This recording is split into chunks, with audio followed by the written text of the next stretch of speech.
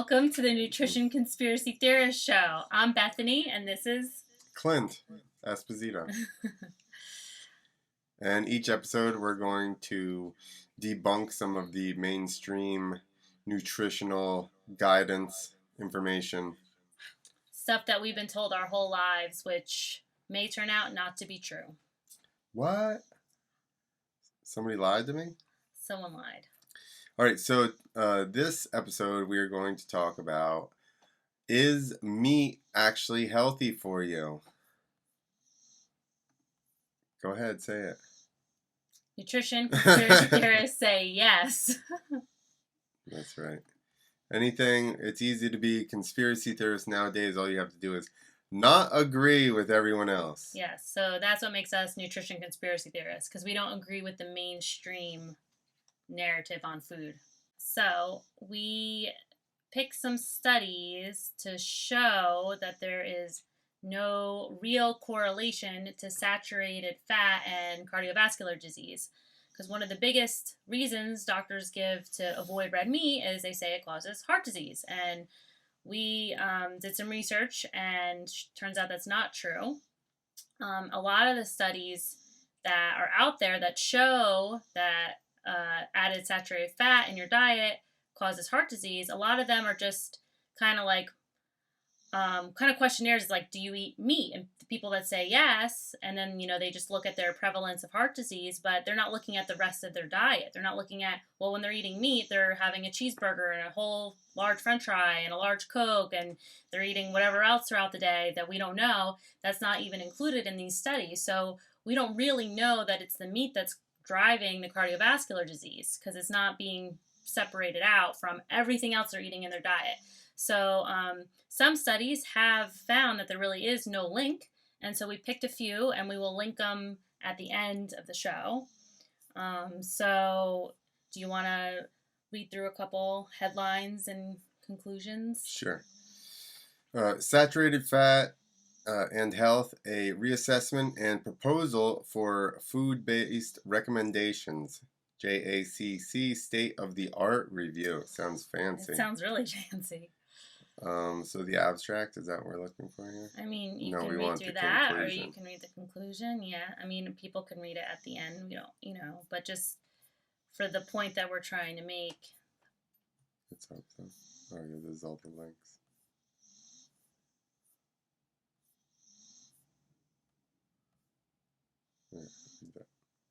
Okay, so in this study, the conclusion: the long-standing bias against foods rich in saturated fat should be replaced with a view toward recommending diets consisting of healthy foods. What steps could shift the bias? We suggest the following measures: enhance the public's understanding that many foods, example whole-fat dairy, that play an important role in meeting dietary and nutritional recommendations, may also be rich in saturated fats. 2, make the public aware that low carbohydrates diet, high in saturated fats, which are popular for managing body weight, may also improve metabolic disease endpoints in some individuals, but emphasize that health effects of dietary carbohydrates, just like those of saturated fats, depend on the amount, type, and quality of carbohydrate, food sources, degree of processing, etc.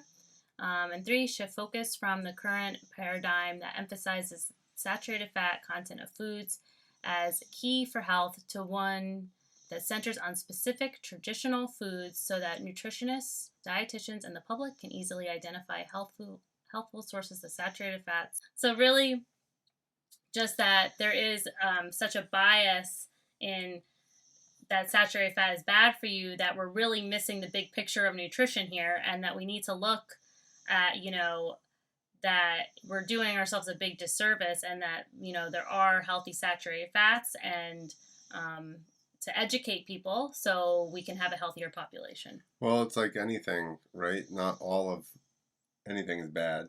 Right, exactly. They like to just go, saturated fat across the board, right. Which, I'm but sure when you're having saturated fat from a whole food source, it's way different than eating, a muffin with saturated fat in it. Right. Because now it's lumped together with all sorts of things: sugar, flour, Where would that source of saturated fat be? Just the butter or whatever? Whatever, yeah, margarine, butter, whatever they use for like a fat source, vegetable oils, which is really not saturated fat. That's more polyunsaturated. All right, association of dietary, circulation, and supplement fatty acids with coronary risk. Background guidelines advocate changes in fatty acid consumption to promote cardiovascular health. Conclusion. Current evidence does not clearly support cardiovascular guidelines that encourage high consumption of polyunsaturated fatty acids and low consumption of total saturated fats. So again, we'll have this linked in here so you can go and look at the right. And this study. One's basically saying that, there's a big push for like vegetable oils to be used, which are low in saturated fats, high in polyunsaturated fats, and that they're healthier. But we're, in that study, it's saying that there is no evidence of that it's in any way a lower saturated fat diet and higher polyunsaturated fat diet lowers cardiovascular disease. So again, we're just making the point that there's no correlation between saturated fat and cardiovascular disease. Meta-analysis of prospective cohort studies evaluating the association of saturated fat with cardiovascular disease. The background: a reduction in dietary saturated fat has generally been thought to improve cardiovascular health. Objective: the objective of this meta-analysis was to summarize the evidence related to the association of dietary saturated fat with risk of coronary heart disease, stroke, and cardiovascular disease in prospective epidemiologic studies. Conclusion: a meta-analysis of prospective epidemiologic studies showed that there is no significant evidence for concluding that dietary saturated fat is associated with an increased risk of CHD or CVD. More data are needed to elucidate whether CVD risks are likely to be influenced by the specific nutrients used to replace saturated fats. This is even going as far as to say, is it being influenced by the specific nutrients used to replace saturated fat? And again, a lot of those, what are they using? They're using vegetable oils, seed oils. So they're taking out the things that we've evolved eating, and they're putting in these manufactured fats in abundance, and because it's in everything, and they're using that as the replacement, and it's potentially causing more risk than if we just stuck to.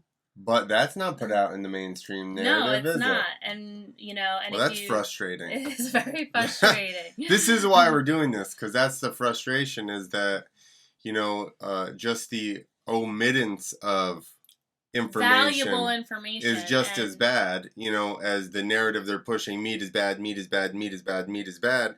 But nobody, there are some people, obviously a lot of other people that came before us that are beating the drum that seed oils and processed foods are really what's causing it.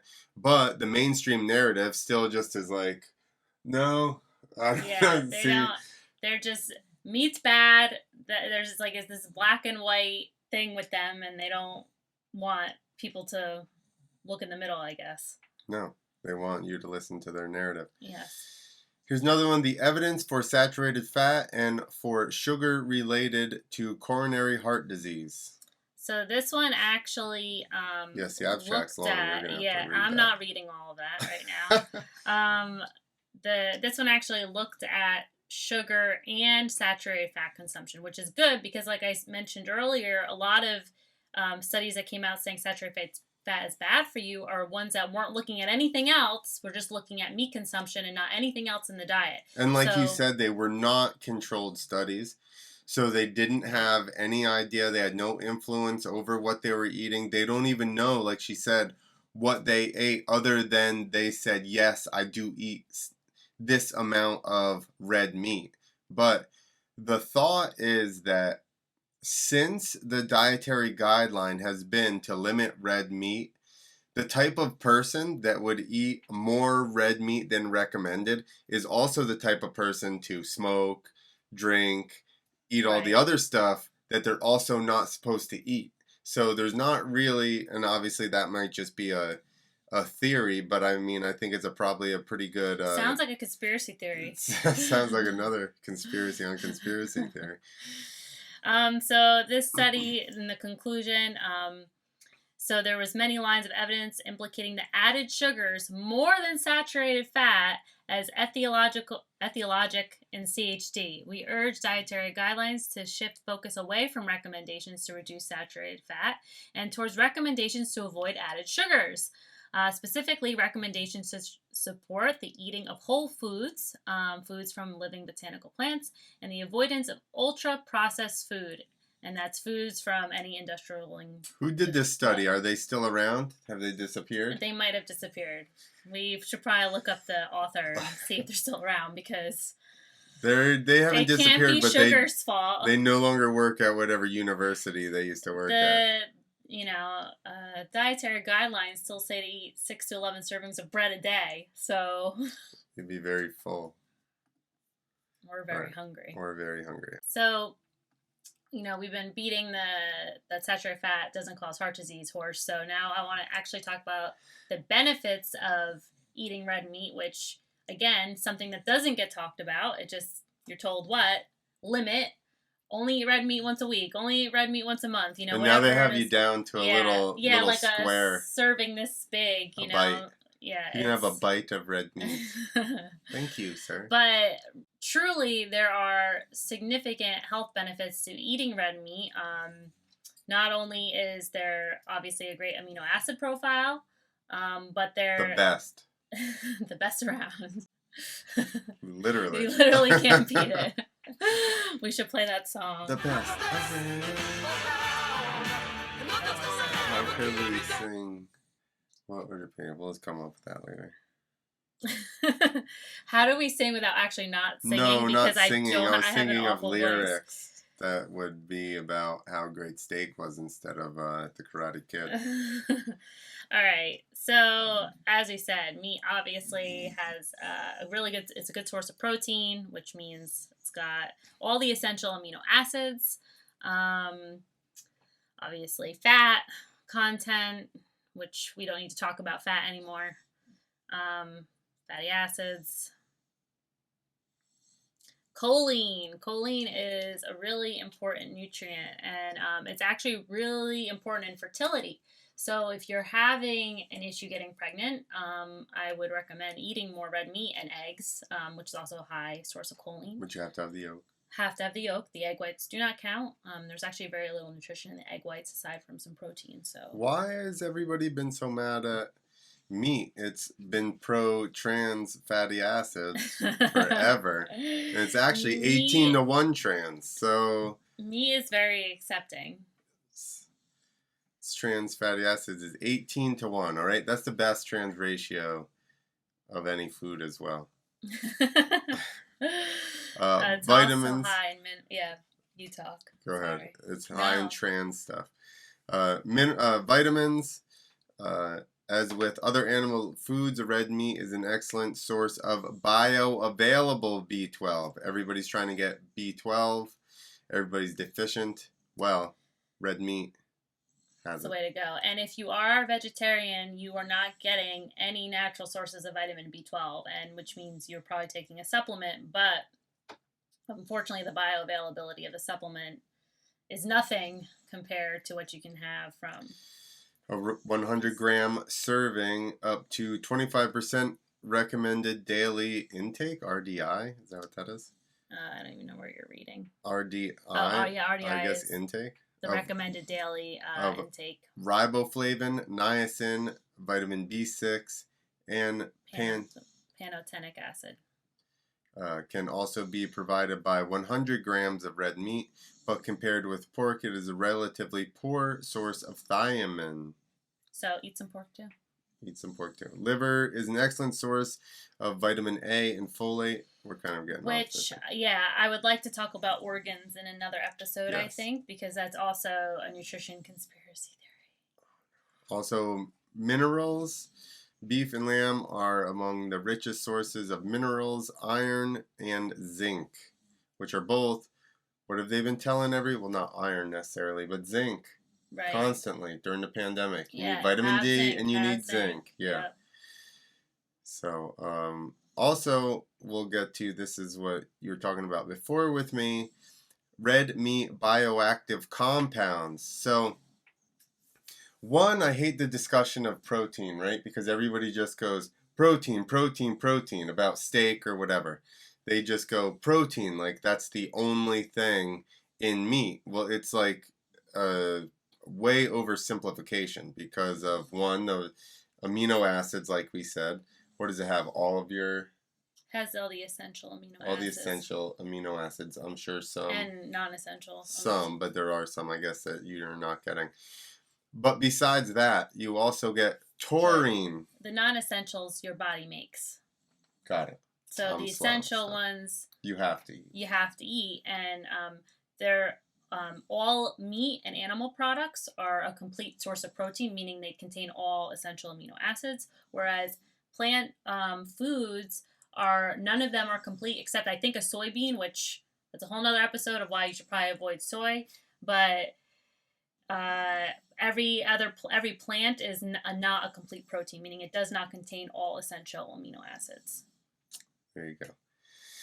Also, it doesn't contain any of this either. Meat-based bioactive compounds, in addition to the traditional essential nutrients.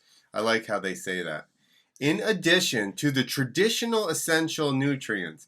Like all these nutrients that we're about to talk about were not traditional essential nutrients. Like we just came up with these recently. Meat just started having this stuff in it. It's a silly way to say that. Very silly.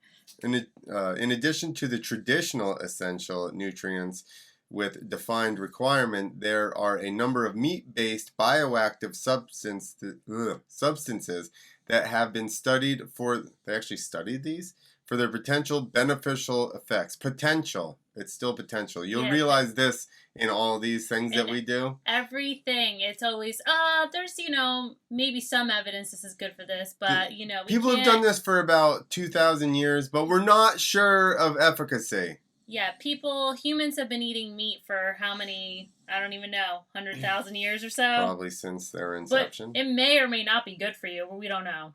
All right, taurine, an amino acid in meat of particular interest is taurine. Meat is rich in taurine, 110 milligrams, 100 grams in lamb, and 77 milligrams, I know. It gets hard. Anyway, taurine is in Red Bull and anything like that. It's true for energy and in your sports supplement.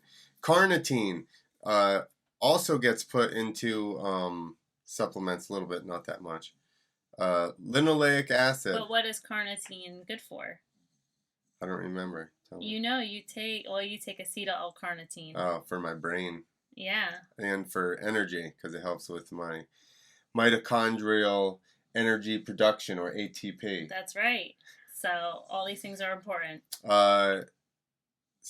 Conjugated linoleic acid, or CLA. You can actually go to GNC or Vitamin Shop and buy a bottle of CLA capsules or tablets, capsules, to lose weight. It helps you lose weight because eating this fat triggers your body that you have eaten a bunch of very nutritious meat, and then you can let go of some fat. Right. So when your body thinks it's in abundance, it's not trying to hold on to the fat. So if you're eating good pieces of red meat with a good fat profile, well, your body's not worried about holding on to the fat because it's like, oh, we're good. We're in abundance. We have plenty of food. Androgenous antioxidants. Ooh, not something you like to hear that meat has, right? They're always talking about how all the fruits and vegetables have antioxidants. That's true. Which, again, to our point, is meat a health food? It seems to have all the things that Make it a health vegetables do, food. and then more, like Yes. creatine. If you've worked out at all, you've heard of creatine. Meanwhile, it's in meat. I would just think about this. Any of these compounds that you're buying as a supplement, people discovered in nature and then go, oh, this works. And then they just made like a refined version of it that they could sell. So any of this stuff, which is what I know I try to do, I know Bethany does as well. If we look up that we're like deficient in something or you want to get more of something, then I always try and look up natural ways of actually getting it. So that way it comes with, now you've just eaten creatine, taurine, with all the amino acids, with some fat to help you absorb all that stuff, and protein. Now, you don't think that all those things packaged together is going to make for a way better system of nutrient delivery to your body? Yes. You're hitting all the systems at once. So, I mean, I would think that it's probably been set up like that for a reason. Yeah, let's go there and look at some of the health benefits of eating red meat. This is the fun one. So now everyone can go out after this and get like a really big piece of steak from their favorite restaurant. Not feel bad about it. Don't feel bad. Feel good about it.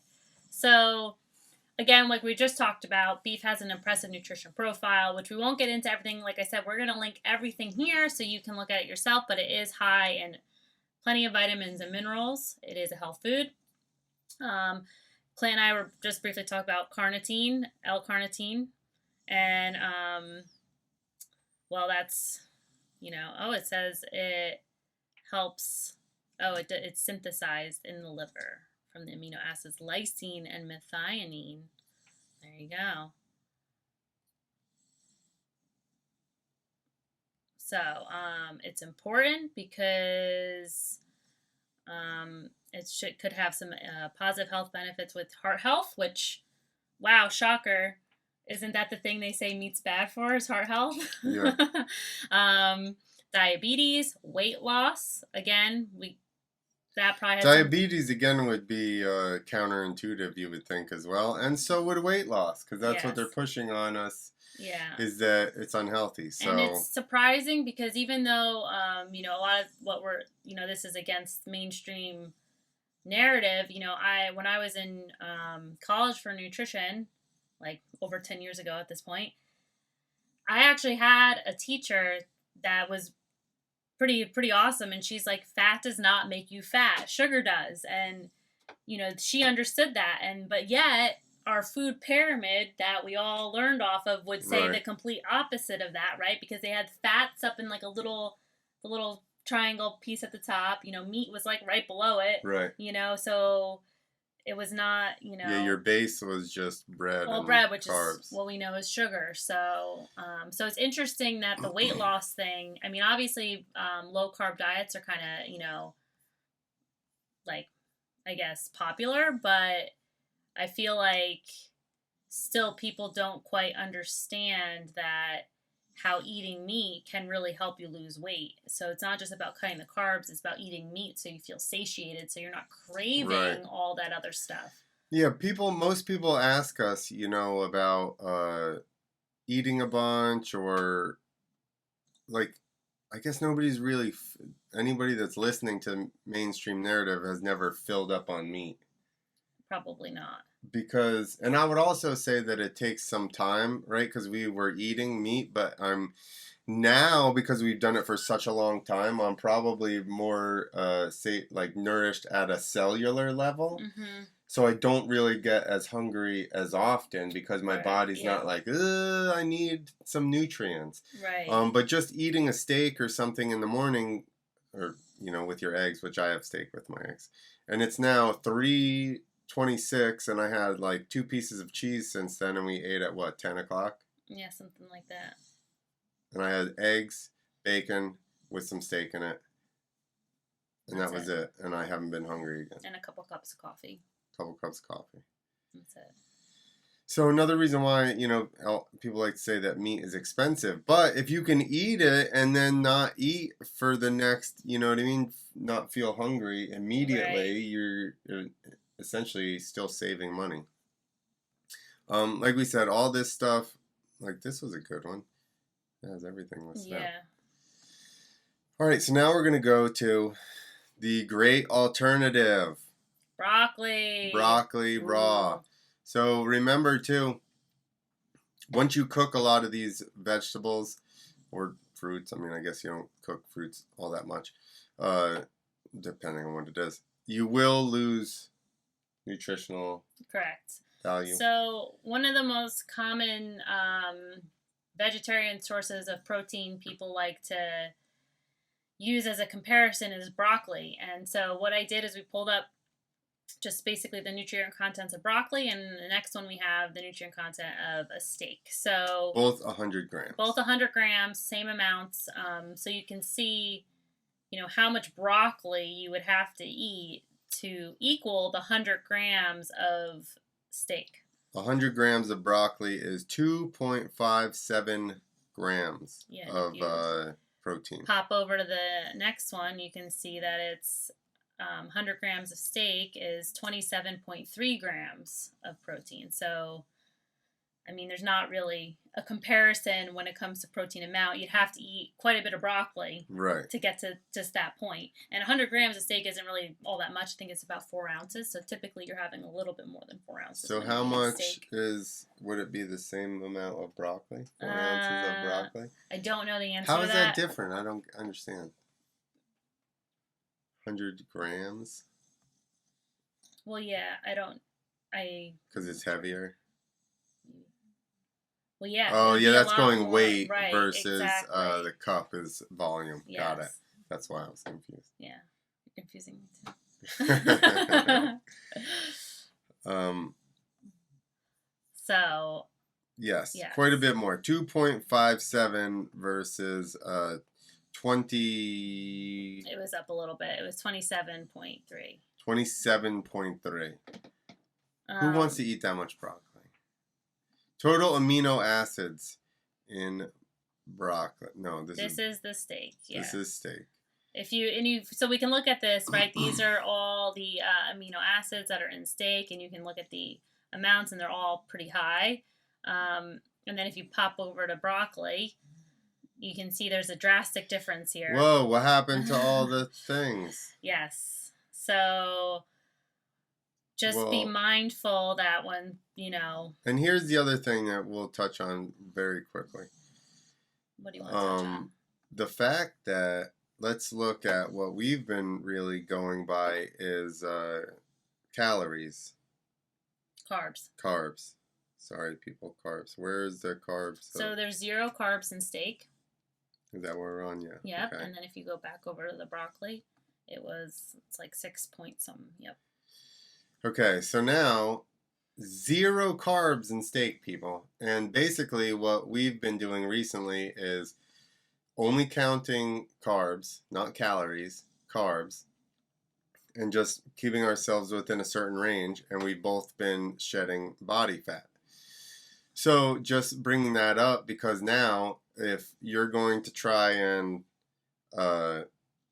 get the amount of protein that you need from broccoli and lose body fat, it's going to be very hard with simply because of the amount of carbohydrates you're going to eat. And although they are from a vegetable, it doesn't matter. You have to count all. Right. And it's the same thing with the other plant sources of protein, like beans. Okay, yes, there's protein, but they're still high in carbohydrates. So it's really, really hard to lose body fat when your protein source is also a carb source. Well, and we also haven't even talked about the fact that not all of the nutrition in broccoli or beans is bioavailable. Right. So you're still not even absorbing every single bit that's in broccoli or beans or any of that stuff. And you may not be absorbing every single bit of steak, but you're at a way, way higher level, I would say. Yes, and like we touched on before, is the beans and the broccoli, they're also not complete proteins. So they don't have all your essential amino acids. So if that's your, protein replacement, you have to eat multiple things. So you're going to have like whole wheat toast and peanut butter. You have to like always pair things together because so that way you get all of your essential Well, the amino things acids. that you mentioned already, whole wheat toast, broccoli, peanut butter, that sounds like a lot of carbs already. A lot of carbs. Yeah. We've been keeping ourselves like around 50 to 100. 50 to 100, a little bit less. But with eating steak, 50 to 100 grams of carbs, which with eating steak isn't hard. I imagine if you were not eating steak, it'd be, or some kind of real meat source like that, it'd be pretty much impossible to stay in that range and get anywhere near the amount of protein that we're getting. Correct. Yeah. So which was why we brought that up, because most people's concern is losing weight, losing body fat, and then they go vegetarian or vegan. Right, and it's really hard to lose body fat when your carbohydrate intake is high. So there's just not all calories are created equal, but all carbs are created equal. Pretty much. That sounds like another conspiracy theory. We'll have to research that some more. All right, everyone. All of these articles and studies that we used will be linked in the notes, so please check that out. Also, like, subscribe, and give us a review, because reviews actually drive it a lot. So I've heard. I've never really had people review any of my podcasts, so we're going to give it a try. And let us know any topics you want us to debunk. We have a lot of ones on our list already that we want to touch on, but let us know if you have something you want us to look into and see if it's true or not. All right, everybody. Thanks for watching. Thank you.